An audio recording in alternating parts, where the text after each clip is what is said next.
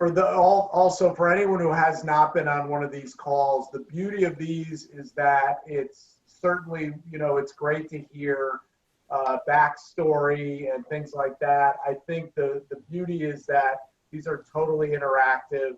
If you've got a question, unless you're a Cowboys fan, then you can hop off now. Those are for you to ask Tiki. I wanted to get started. I've got a question for you, Tiki. So I think 96, 97, you graduated from Virginia. Yep, 1997. Second round draft pick. 5'10", 200-pound running back. And you become arguably one of the most dominant running backs of your era. How did that happen? Yeah, it's a good question, because I think when people look back with skewed glasses, that is history's glasses, you'll say, man, you must have been great from the very beginning. In fact, I wasn't. I got hurt early in my career. The Giants tried to replace me, whether it was Sean Bennett. If any Giants fans remember him, he's a white running back from Evanston. He was fun. I loved him. But they tried to replace me with him, Joe Montgomery from Ohio State, and then ultimately they drafted Ron Dane. And so every year I was challenged, and every year I was fighting for my basically football existence, because I didn't get it. I didn't understand how to stay healthy. I didn't understand the minutia, the intricacies of the game. But then in 2000, after we drafted Ron, I got help, right? I got helped, I should say, by an offensive coordinator who saw a skill set in me that wasn't being utilized, and that was Sean Payton. He's obviously now the head coach of the New Orleans Saints, and we started doing a bunch of misdirection plays. I don't know if you guys remember these from the early 2000s. We'd bunch 3 wide receivers and throw tosses, but then do cut back power plays the other side, and he'd use me out of the backfield as a wide receiver, and all of a sudden I rushed for 1,000 yards and I was on my way.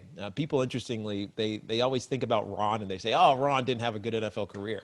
Ron Dane's problem was that he came to New York right when I got good. If it had been a year earlier, he probably would have been the starting running back and maybe had been a 10,000-yard rusher. But he came to New York when I figured it out, so to speak, and my career took off from there. Here's an interesting stat, too. Scott mentioned the 10,000 yards rushing and 5,000 yards receiving, but in my last 3 years, I had as many rushing yards as I did in my first 7.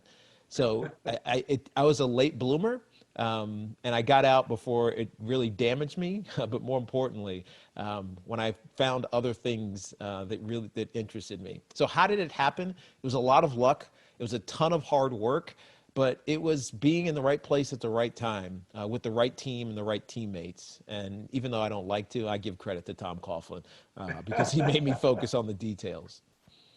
Yeah, your career was unbelievable. So I'm going to throw a trivia question out to everybody. And if you get it right, I will either give you one of Tiki's books. So Tiki and his brother have written a number of children's books. So these are autographed by Tiki.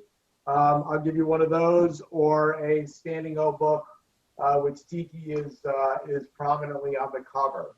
So in 2006, if I'm correct, Tiki, you rushed for 234 yards. Mm-hmm.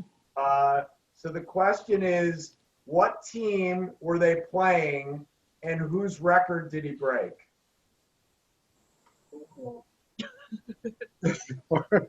Anybody? Oh. Everybody's muted, so make sure you jump off. They were playing the Redskins. Yeah, they played the Redskins for sure. I don't know who record. Bingo.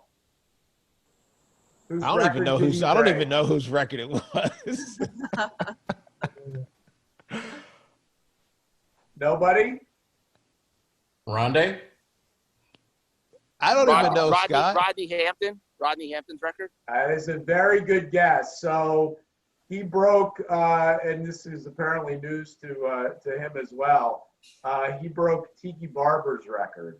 Oh, that record. Rushing in a season. I knew that. You're rushing in a game. You broke your own record. Gotcha. So in 06 with 234 against the Redskins. You had set it the year before against Kansas City. That's right. That's right. So- And you forgot the 3 touchdowns. And